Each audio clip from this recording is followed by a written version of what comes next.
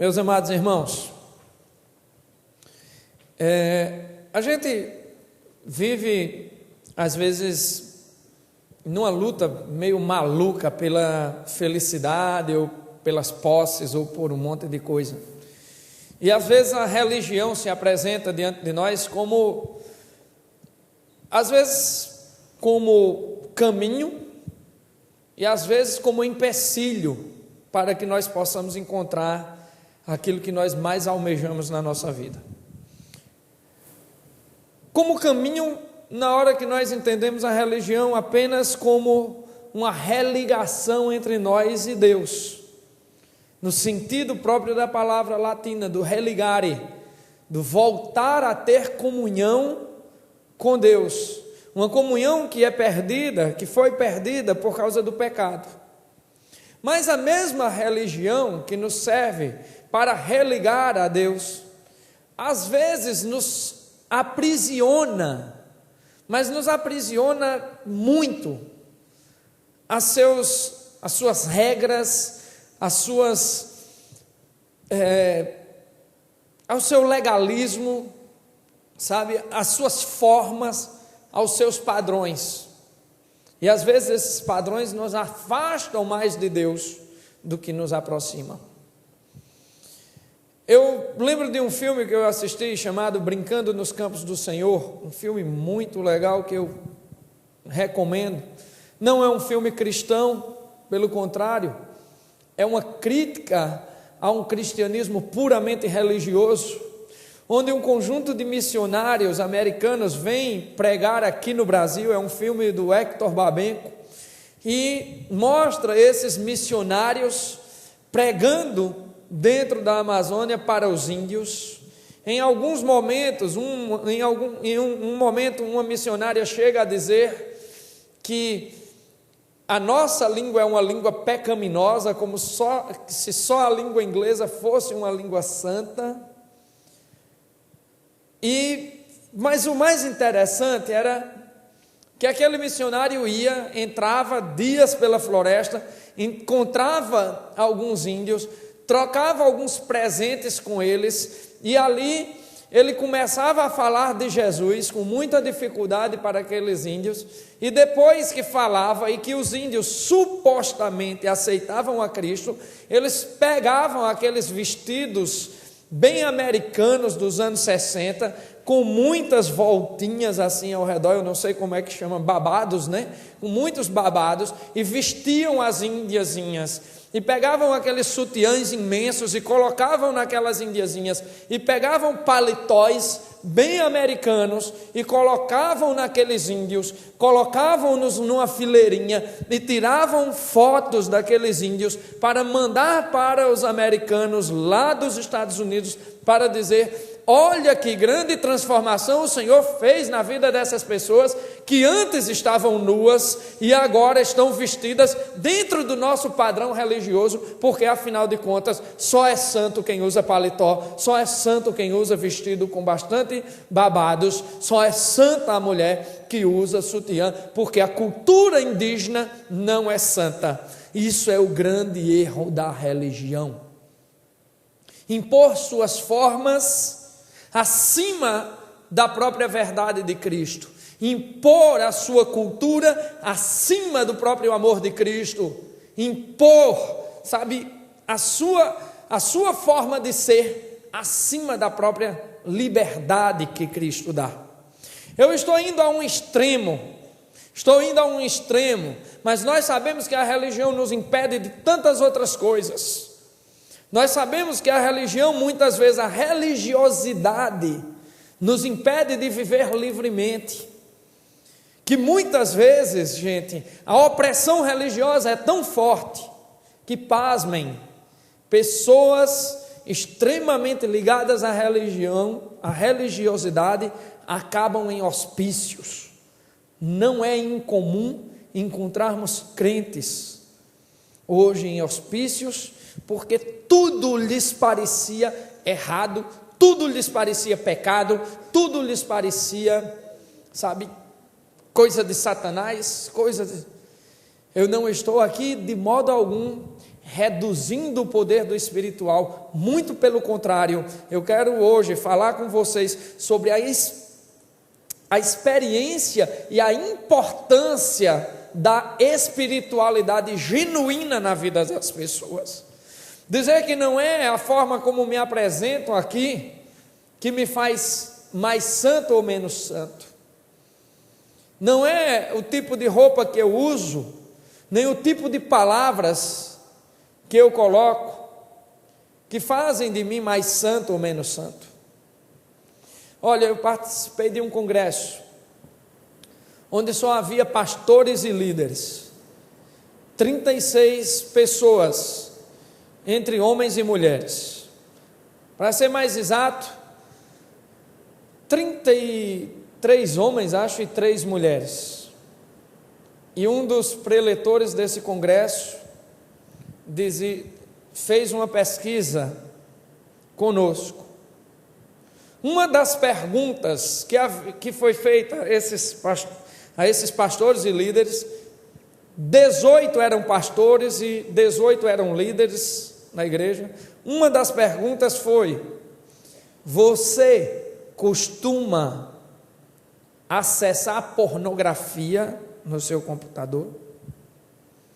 17 desses 36 homens e mulheres de Deus que estavam ali disseram que sim, que costumavam acessar pornografia.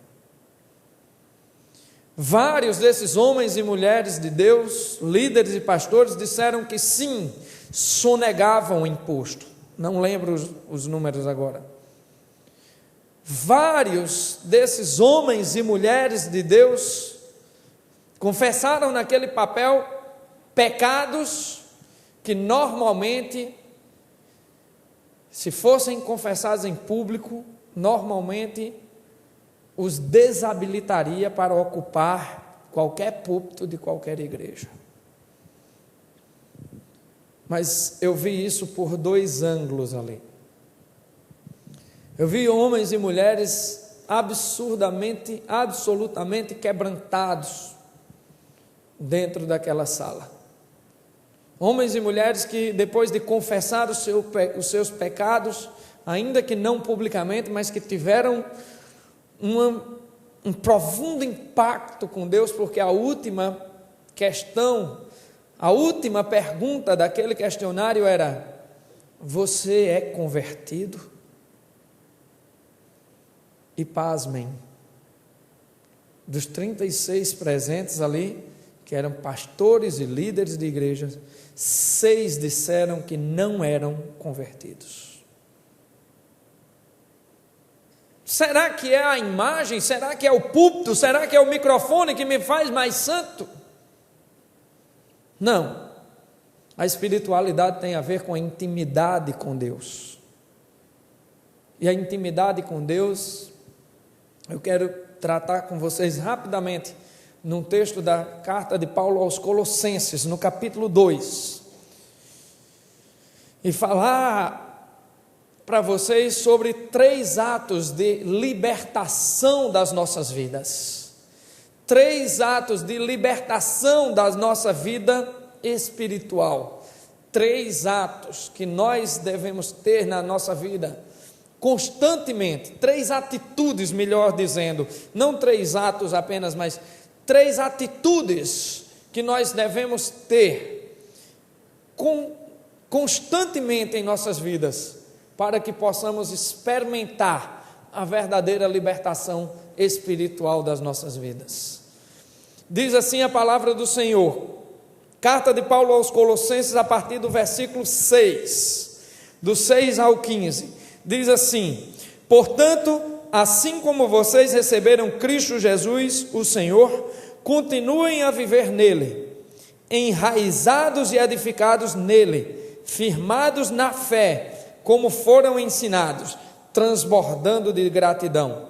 Tenham cuidado para que ninguém os escravize a filosofias vãs e enganosas, que se fundamentam nas tradições humanas e nos princípios elementares deste mundo, e não em Cristo. pois em Cristo habita corporalmente toda a plenitude da divindade, e por estarem nele, que é o cabeça de todo o poder e autoridade, vocês receberam a plenitude.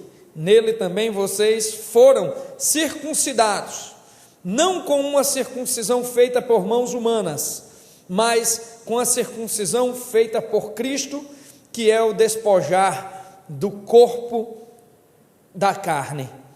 Isso aconteceu quando vocês foram sepultados com ele no batismo, e com ele foram ressuscitados mediante a fé no poder de Deus que ressuscitou dentre os mortos. Quando vocês estavam mortos em pecados e na incircuncisão da sua carne, Deus os vivificou com Cristo. Ele nos perdoou todas as transgressões e cancelou a escrita de dívida que consistia em ordenanças e que nos era contrária. Ele a removeu, pregando-a na cruz, e tendo despojado os poderes e as autoridades, fez deles um espetáculo público, triunfando sobre eles na cruz. Vamos orar?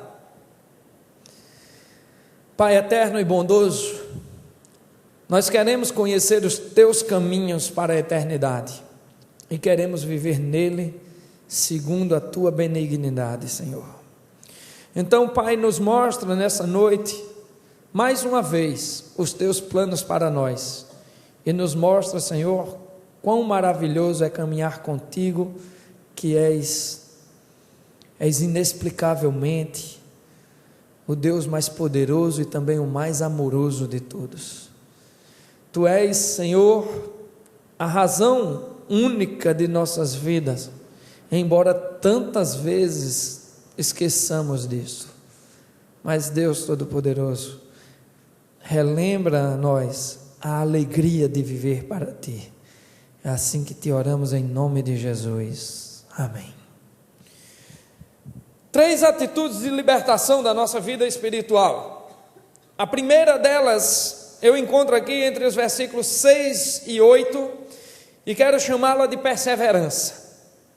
Ele diz assim: portanto, assim como vocês receberam Cristo Jesus, o Senhor, continuem a viver nele, enraizados e edificados nele, firmados na fé, como foram ensinados, transbordando de gratidão.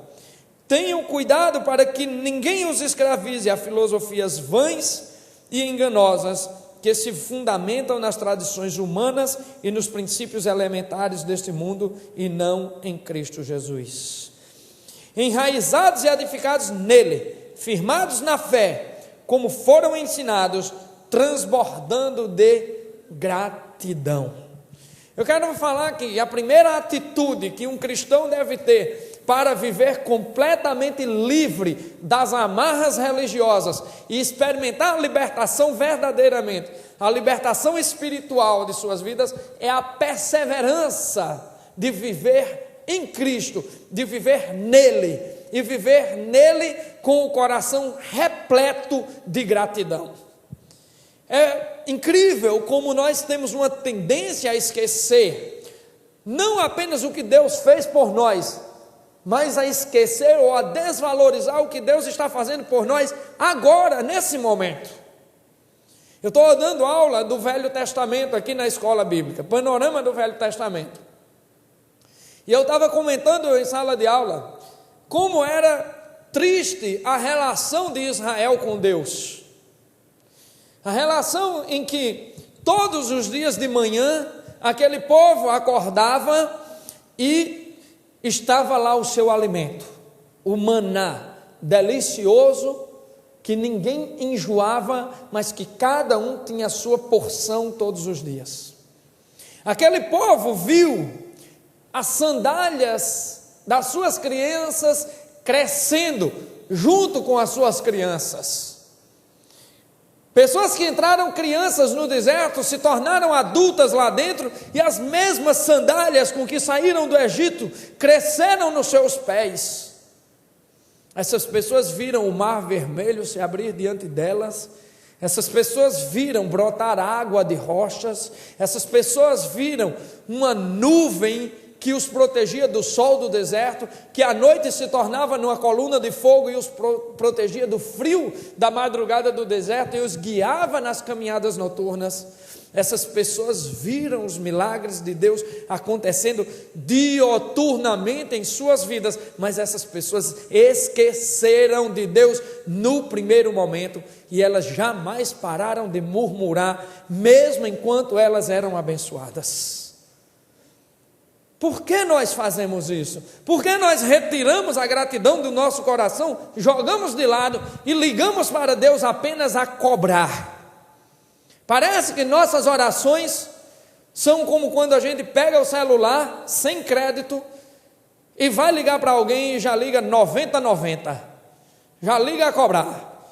E o Senhor, quando ouve a nossa oração, parece que já vem aquela musiquinha, né? Aí o cabo diz, aí o Senhor é tão bondoso, é tão maravilhoso que retorna a ligação desse liso ligando para ele, né? Tem gente que diz que a musiquinha é assim, tem um liso ligando para mim, né? E deve ser mais ou menos isso quando a gente está ligando para Deus, sabe? Pessoas pobres, cegas e nuas, ligando para o Senhor a cobrar, e cobrando, e cobrando, e cobrando.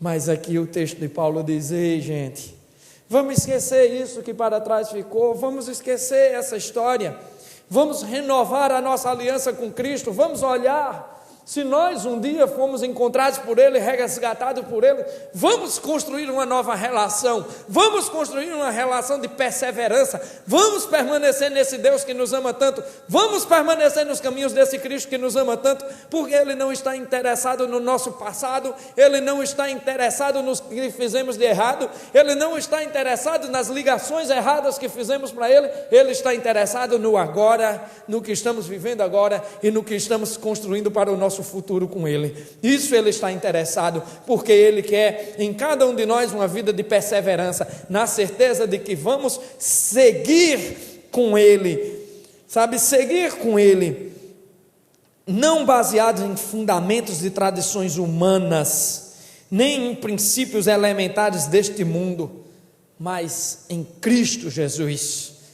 Ele não nos quer agarrados a nossas tradições, não às filosofias falsas e enganosas, não às filosofias que nada tem a ver com Cristo, mas tem a ver com uma lógica pequena, com uma lógica humana muito restrita.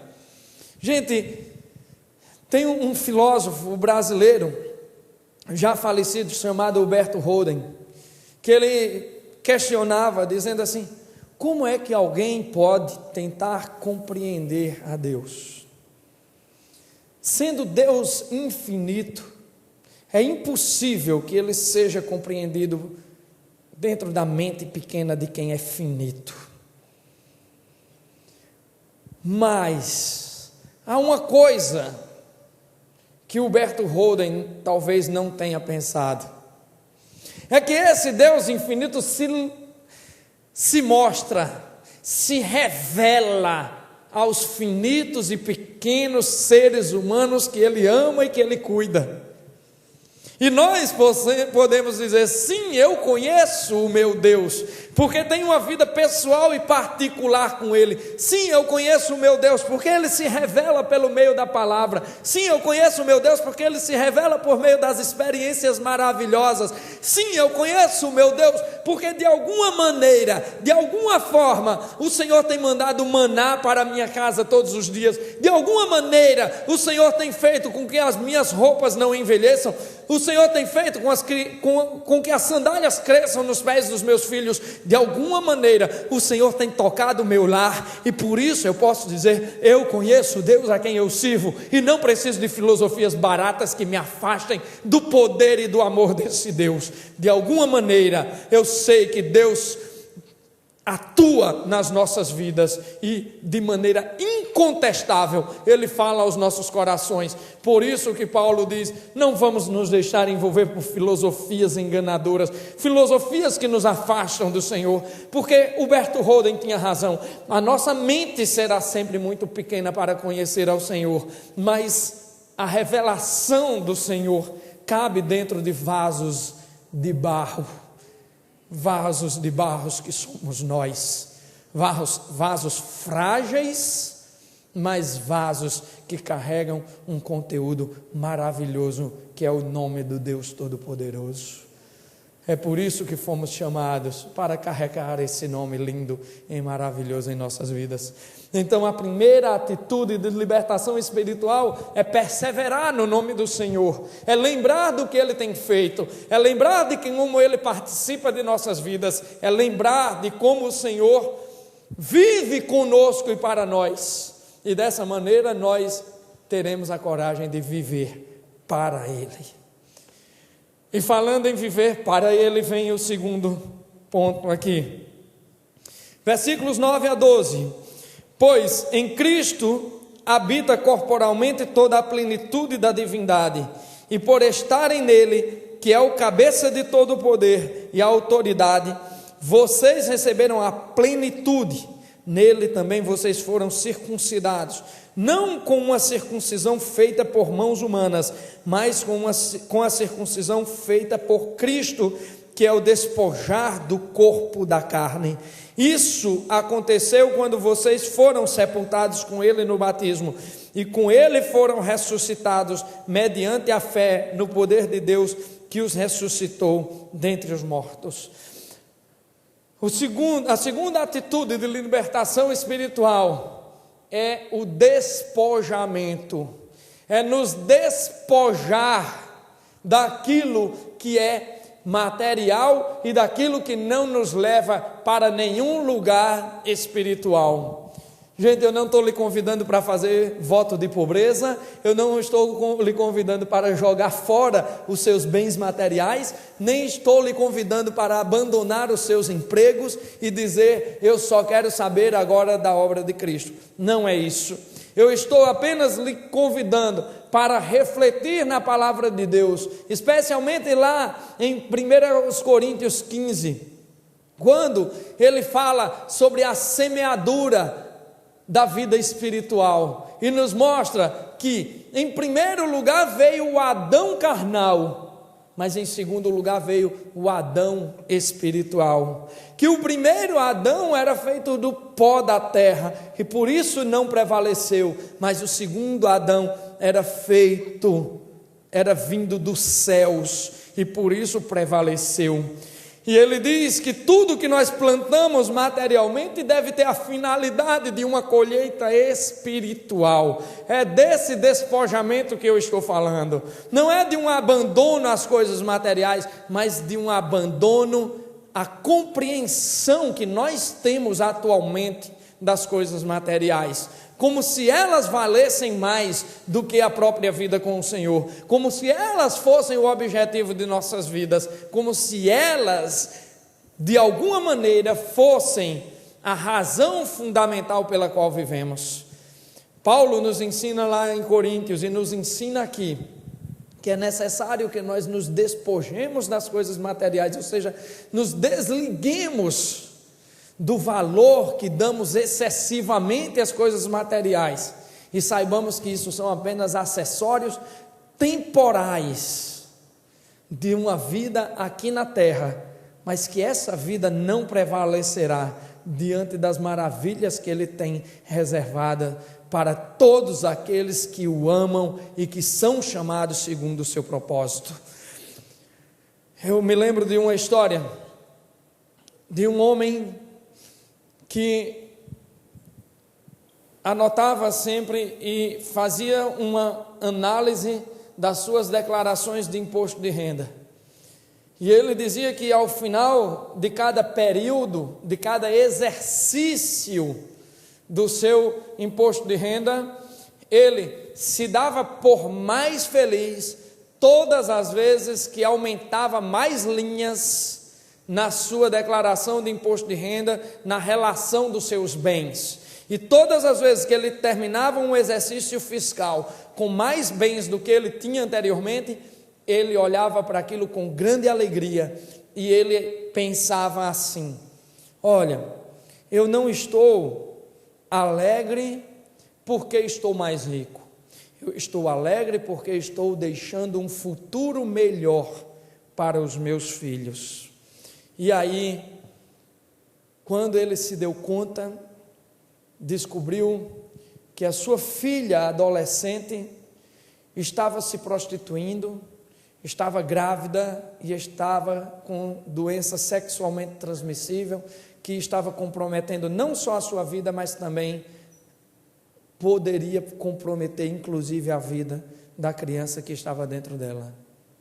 E o seu filho, com apenas 19 anos, salvo engano, cometeu suicídio depois de usar drogas por um longo período. Ele olhou tanto para a vida material como sendo o futuro dos seus filhos, que deixou de entender que no presente o que Deus queria que ele cuidasse era da vida espiritual dele e dos seus filhos. Ele não estava errado em trabalhar, ele não estava errado em construir um patrimônio para dar segurança aos seus herdeiros, ele estava errado quando ele esquecia de sua família, ele estava errado quando ele esquecia do trajeto, quando ele esquecia do agora, ele estava errado no momento em que deixava de lado aquilo que é principal. O despojamento é justamente isso, é nos despojar de maneira que consigamos olhar ao nosso redor, que consigamos ver que existem coisas que são muito mais importantes para a construção da nossa felicidade e para a felicidade dos outros, do que os bens materiais. Eu lembro de uma história, mais ou menos, acho que até foi pastor Sérgio quem contou aqui, de uma criança que perguntou ao seu pai, que era médico: papai, quanto custa uma hora de consulta com o senhor? E ele disse o valor. Depois de alguns meses, a criança chegou com um valor na mão e disse: papai, tome aqui. O que é isso, meu filho? Eu quero 2 horas do seu tempo. A criança estava pagando para ter algum momento com o seu pai. Estou falando de despojamento, não da pobreza pela pobreza, não de abandonar as coisas por abandonar, mas eu estou falando de despojamento no sentido de nos apegarmos àquilo que é correto, aquilo que vale para sempre. Olha o que Cristo diz aqui, olha o que Paulo nos ensina: pois em Cristo habita corporalmente toda a plenitude da divindade, e por estarem nele, que é o cabeça de todo poder e autoridade, vocês receberam a plenitude. Receber a plenitude significa que vocês receberam, como diz Pedro, mais do que o necessário para viver e para contribuir com os que necessitam. Receber a plenitude significa que nós recebemos tudo o que precisamos para viver. Receber a plenitude significa que com carro ou sem carro é possível viver. Com apartamento à beira-mar ou com apartamento na favela do Timbó é possível se viver. O que não é possível é ser verdadeiramente feliz sem Cristo Jesus, que nos dá a plenitude completa. Aquele homem que abandonou os filhos para construir um patrimônio para eles, perdeu os filhos. Aquele médico que curava muitas vidas, não curou a dor do coração do seu filho. O que será necessário? O que é necessário abandonarmos? O que é necessário deixarmos de lado? Sabe, muitas vezes, seguir a Cristo significa literalmente abandonar certas coisas de nossas vidas. O que precisamos abandonar? Em terceiro e último lugar, os versículos 13 a 15. Quando vocês estavam mortos em pecados e na incircuncisão da sua carne, Deus os vivificou com Cristo. Ele os perdoou de todas as transgressões e cancelou a escrita da dívida, que consistia em ordenanças e que nos era contrária. Ele a removeu, pregando-a na cruz, e tendo despojado os poderes e autoridades, fez deles um espetáculo público, triunfando sobre eles na cruz. A terceira atitude de libertação da vida espiritual é a rendição completa ao nosso Deus, para deixar que Ele faça a sua obra em nós. Olha, presta atenção nesse texto, olha quanta obra de Cristo, quanta obra maravilhosa Ele fez em nós. Quando vocês estavam ainda mortos, quando nós estávamos mortos, em que? Nos nossos pecados. Em que? Na incircuncisão da carne, ou seja, no afastamento da santidade. Deus nos pegou como cadáveres. Deus nos pegou como pessoas mortas nas nossas transgressões, nos nossos delitos, e fez o quê? Nos vivificou. Ele perdoou todas as transgressões. Ele cancelou a escrita da dívida. Gente, a contabilidade de Cristo é muito linda. A contabilidade de Cristo é muito linda. Sabe por quê? Quando a gente estuda contabilidade, a gente aprende que o ativo e o passivo devem bater. Ou seja, que aquilo que é positivo e negativo devem se anular, devem ter o mesmo valor na vida contábil de qualquer empresa, de qualquer orçamento, deve ter, em qualquer balanço econômico, deve ter um equilíbrio entre o ativo e o passivo. Mas na vida com Cristo, Ele diz: olha, para mim, ou é uma coisa ou é outra. O passivo de vocês é o pecado, ou seja, a dívida de vocês é grandinha demais para que vocês possam pagar sozinhos.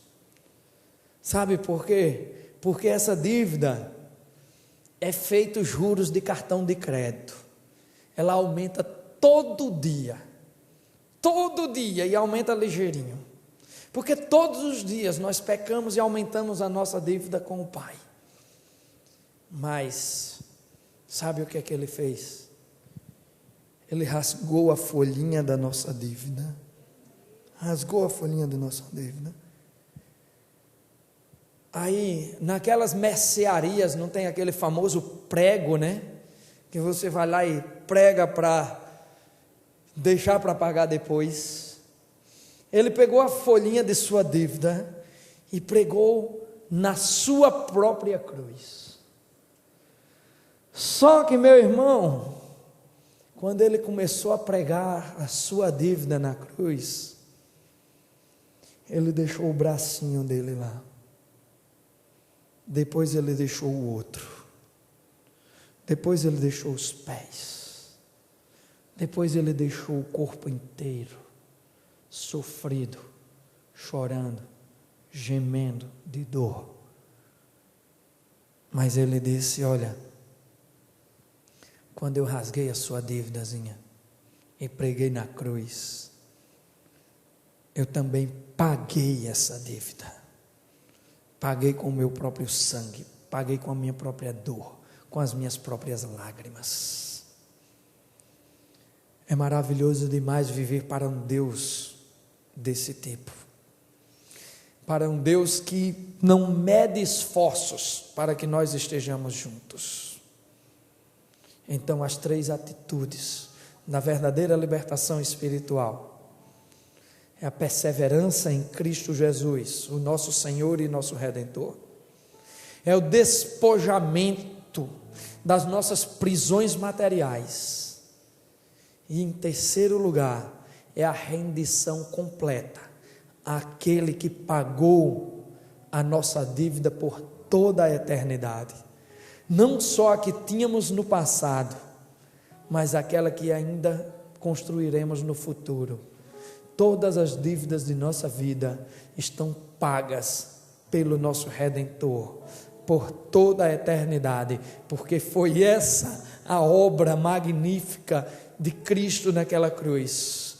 Pegar homens e mulheres com uma dívida impagável, trazê-los de volta à vida, retirá-los do meio da escuridão do pecado, colocá-los na luz da espiritualidade e da santidade, rasgar o papelzinho de sua dívida e pregar junto com o seu próprio corpo naquela cruz que representa para muitos a dor e o sofrimento, mas que para nós significa a vitória por toda a eternidade, porque ali o nosso Redentor morreu e ressuscitou para que nós pudéssemos ter vida com Ele, para que nós pudéssemos ter a capacidade de perseverar, de nos despojar e de nos render, porque está escrito: sem Ti, Senhor, nada podemos fazer.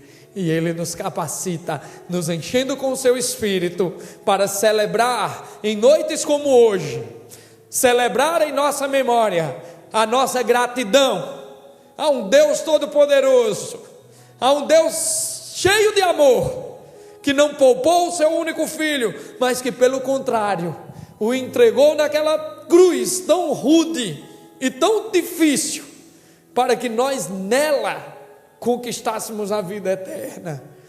Hoje é noite de festa. Hoje é noite de festa porque todas as vezes que duas ou mais pessoas se reúnem em nome do Senhor, Ele está no meio delas.